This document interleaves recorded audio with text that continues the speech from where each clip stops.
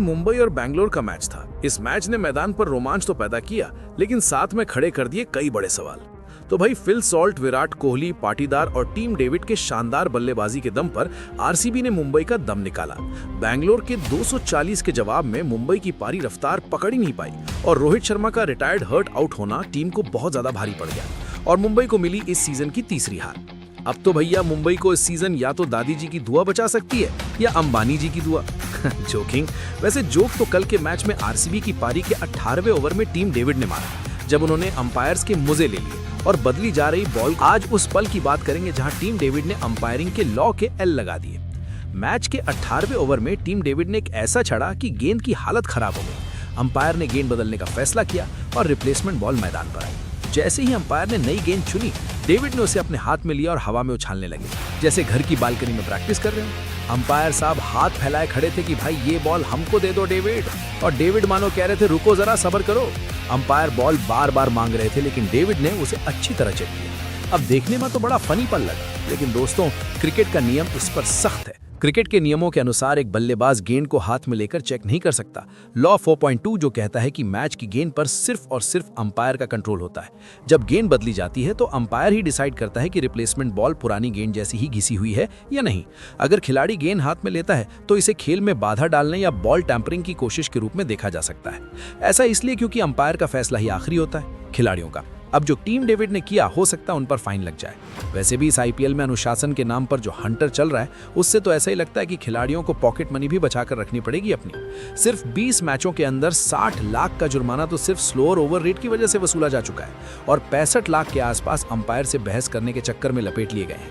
हालिया कंट्रोवर्सी की लिस्ट देखिए तो सबसे लेटेस्ट है नीतीश राणा। भाई साहब ये तो प्लेइंग 11 में थे भी नहीं, डगआउट में बैठे थे, लेकिन जब मैदान पर उनके साथी स्टब्स को ग्लव्स बदलने से रोका गया तो राणा साहब चौथे अंपायर से भिड़ गए। रिजल्ट ये हुआ कि मैच फीस का 25% जुर्माना और एक डीमेरिट पॉइंट। अभिषेक शर्मा ने भी एक कंट्रोवर्शियल कैच के बाद अंपायर नितिन मेनन के फैसले पर नाराजगी जताई, जो सीधा 25% फीस उनकी काटी गई। वरुण चक्रवर्ती पर भी कोड ऑफ कॉन्डक्ट लेवल 1 के उल्लंघन के लिए 25% का जुर्माना लगाया जा चुका है। श्रेयस अय्यर की बात करें तो ये भाई साहब तो रिपीट ऑफेंडर बन चुके हैं। पहली बार 12 लाख, दूसरी बार 24 लाख और तो और दूसरी बार की सजा में पूरी पंजाब की टीम पर 6 लाख या 25% मैच फीस का जुर्माना भी लगा है। शुभमन गिल स्लोअर ओवर के रेट में 12 लाख का फाइन दे चुके हैं। ऋतुराज गायकवाड़ को भी रिसेंटली दिल्ली के खिलाफ मैच में 12 लाख का चूना लगा है। पंजाब की तो पूरी टीम पर 6 लाख का फाइन लग चुका है। कुल मिलाकर लगभग 1.25 करोड़ की कमाई तो आईपीएल सिर्फ प्लेयर्स और टीम से कर चुकी है। पैसा ही पैसा होगा। मगर इस आईपीएल में अंपायर्स भी बड़ी बड़ी गलतियां कर रहे हैं। भाई साहब उनकी गलतियों की लिस्ट लंबी है और गलती भी ऐसी जिसने मैच का नतीजा बदल दिया। पिछले हफ्ते ईडन गार्डन्स में फिन एलन का कैच हो जो दिग्विजय राठी ने लिया, मगर साफ दिख रहा था कि उनका पैर बाउंड्री कुशन को छू चुका था।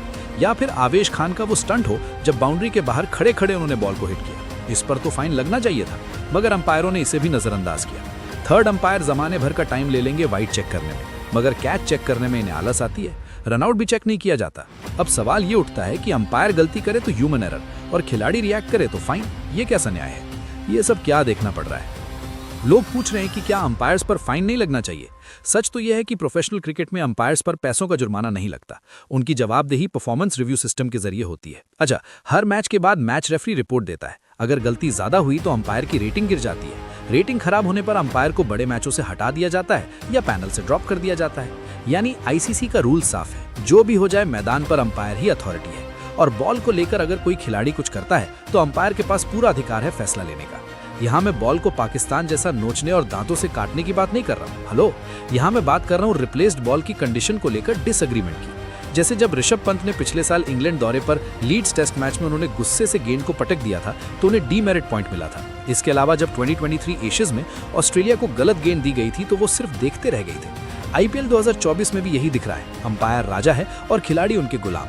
हाँ, क्रिकेट के लॉ 41.3 में एक ऐसा मौका भी आता है जब बल्लेबाज को राजा बनने का मौका मिलता है।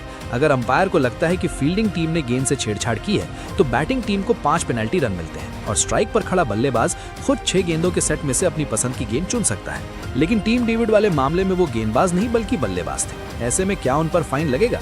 ये हो सकता है बहुत जल्द पता भी चल जाए। मगर सोशल मीडिया पर बहस छिड़ी है कि क्या अंपायर्स के गलत फैसलों की वजह से टीमें मैच हार रही है और क्या अंपायर्स को स्मार्ट रिप्ले सिस्टम के बावजूद भी छूट मिलनी चाहिए।